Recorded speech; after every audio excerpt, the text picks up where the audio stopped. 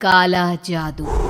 अपने बेटे रिशु के माथे से टपकते हुए पसीने को देखकर सविता की हालत खराब हो गई। ऐसा आज पहली बार नहीं हुआ जब रिशु नींद से घबरा कर जागा है। हाय मेरा बच्चा, न जाने किसकी नजर लग गई है तुझे। जब से मेरे बच्चे ने 10वीं के एग्जाम में स्कूल टॉप किया है तब से रोज बुरे बुरे सपने आने लगे हैं। हाँ माँ, मैंने आज फिर से एक काले साए को देखा।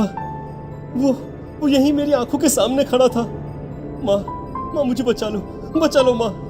वो मुझसे कह रहा था कि मुझसे बदला लेगा। माँ कहीं ये प्रशांत। चुप कर, कैसी बात कर रहा है? दोबारा उसका नाम मत लेना। तुझे पता है ना, उस प्रशांत ने आत्महत्या कर ली, तो बार बार उसका नाम मत लिया कर।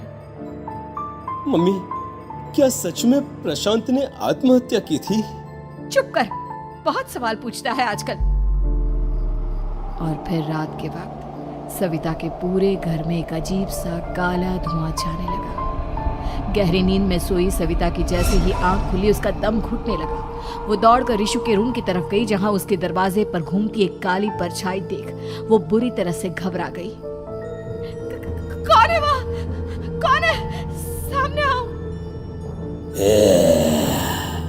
ये मैं हूँ, तुम्हारी काली करतूत।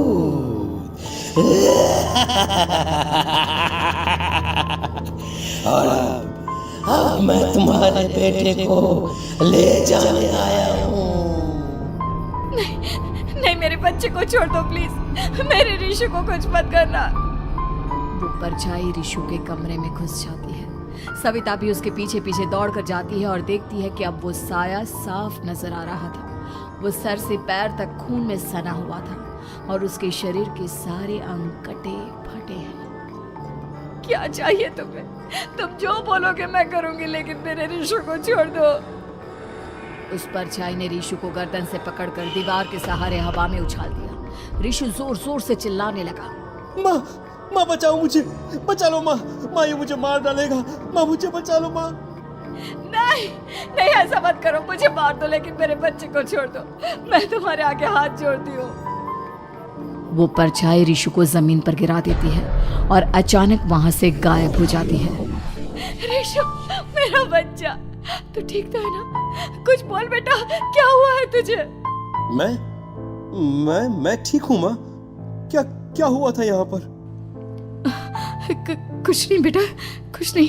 तू परेशान मत हो। हम कल ही गांव के बाहर जो तांत्रिक महाराज रहते हैं उनके पास चलेंगे।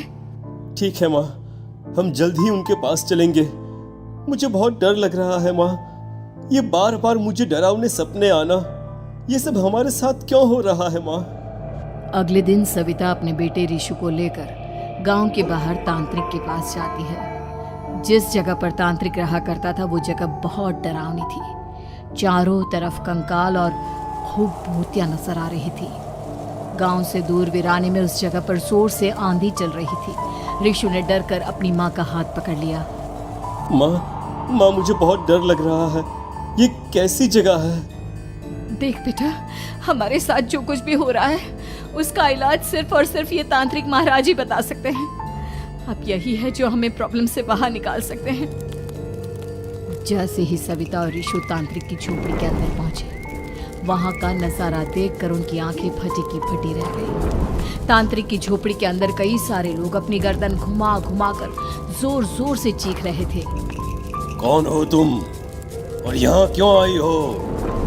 महाराज, मेरे बेटे को कुछ दिनों से एक डरावनी काली परछाई नजर आती है और कल रात उसने मेरे बेटे पर हमला भी कर दिया।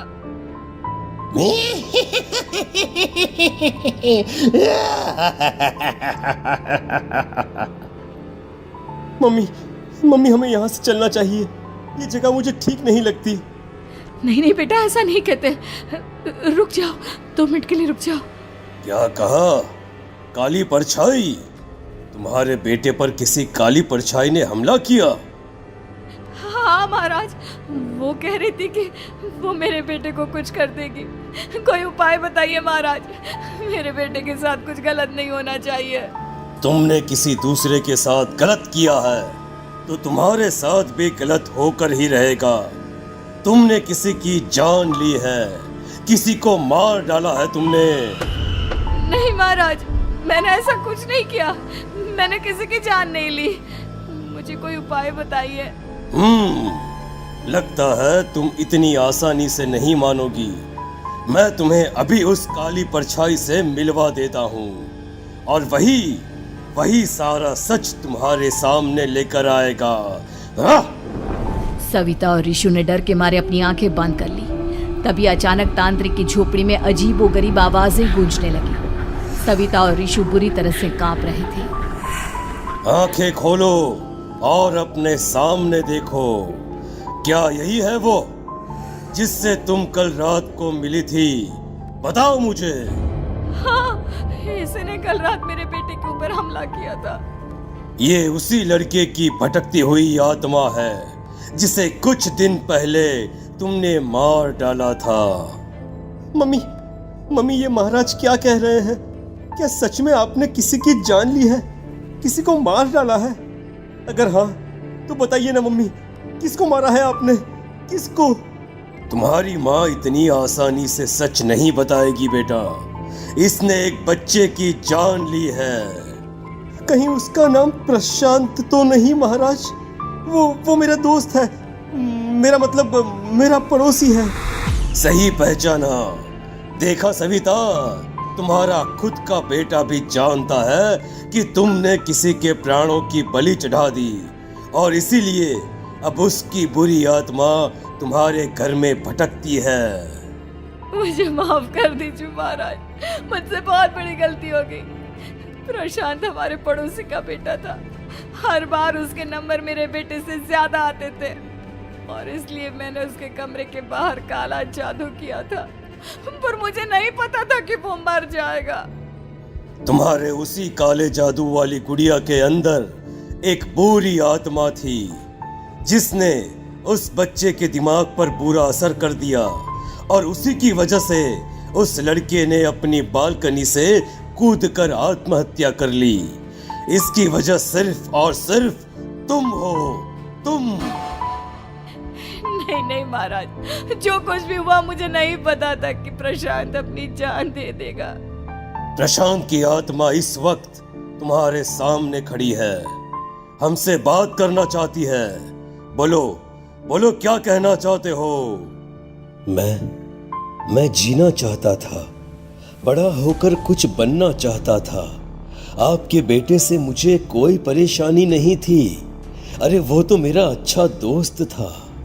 मुझे माफ कर दो बेटा, मुझसे बहुत बड़ी गलती हो गई, मुझे माफ कर दो। माफ करने से मुझे वापस जिंदगी नहीं मिल जाएगी। मेरे माँ बाप आज भी मेरे लिए रोते हैं। आपने मेरे साथ बहुत गलत किया है, बहुत गलत। और तभी अचानक प्रशांत की आत्मा वहां से गायब हो जाती है। सविता जोर जोर से रोने लगती है। सुन लिया तुमने? ये तुम्हारे अपने ही किए हुए पाप हैं जो इस तरह से तुम्हारे सामने आ रहे हैं। माँ, ये आपने अच्छा नहीं किया। सिर्फ 10th बोर्ड के एग्जाम में मैं टॉप कर पाऊं, इसलिए आपने मेरे दोस्त के ऊपर काला जादू कर दिया। नहीं मम्मी, नहीं, अब हम कभी खुश नहीं रह पाएंगे, कभी नहीं। मेरे दोस्त की आत्मा को कभी शांति नहीं मिलेगी मम्मी, कभी नहीं। लेकिन मैंने जो कुछ भी किया सिर्फ तुम्हारे लिए किया। वो लड़का हमेशा फर्स्ट पोजीशन पर आ जाता था और इस वजह से हमेशा तुम्हारे मार्क्स कम पड़ते थे। मैंने तो सिर्फ उस पर एक छोटा सा काला जादू किया था बेटा। मुझे क्या पता था कि उसका ये नतीजा निकलेगा। जिस गुड़िया को तुमने उस लड़के के कमरे के दरवाजे पर लगाया था, दरअसल उसके अंदर एक बुरी आत्मा का प्रवेश हो गया था, जैसा कि अक्सर काला जादू करते समय हो जाता है। मुझे अपनी गलती का एहसास हो गया है। मैं प्रायश्चित करना चाहती हूँ, आप बताइए मैं क्या करूँ? प्रशांत के घर जाकर उस काली गुड़िया को वहां से निकालकर यहाँ लेकर आओ। मैं उसे आग में जलाकर राख कर दूंगा और उसके बाद प्रशांत की आत्मा को हमेशा के लिए मुक्ति मिल जाएगी। अगली रात सविता चुपचाप अपने पड़ोसी प्रशांत के घर जाती है। प्रशांत के माँ बाप प्रशांत की मौत के बाद उस घर को छोड़कर हमेशा के लिए वहां से चले गए थे। जैसे ही सविता उस घर के अंदर कदम रखती है, उसका सामना अजीबोगरीब हैवानियत से भरी आवाजों से होने लगता है। ऐसा लग रहा था जैसे कोई बुरी तरह से चीख रहा हो। सविता जैसे ही प्रशांत के कमरे के बाहर पहुंचती है, वहां पर लटकी हुई गुड़िया के शरीर से खून टपकने लगता है। ये क्या हो रहा है? इस गुड़िया के शरीर से खून क्यों टपक रहा है? सविता हिम्मत करते हुए उस गुड़िया को वहां से उतारने की कोशिश करती है, लेकिन तभी अचानक से बहुत भयानक दिखने वाली औरत उसकी आंखों के सामने आकर खड़ी हो जाती है। मैं यहाँ से कहीं नहीं जाऊंगी, और अगर तूने मुझे यहाँ से हटाने की कोशिश की तो मार डालूंगी मैं तुझे। नहीं नहीं, मुझे तुम्हें यहाँ से ले जाना ही होगा, नहीं तो मेरा बेटा, उसकी जान को खतरा है। मैं तुम्हें नहीं छोड़ सकती। अगर तुम्हारे अंदर हिम्मत है तो मुझे इस घर से बाहर ले जाकर दिखाओ।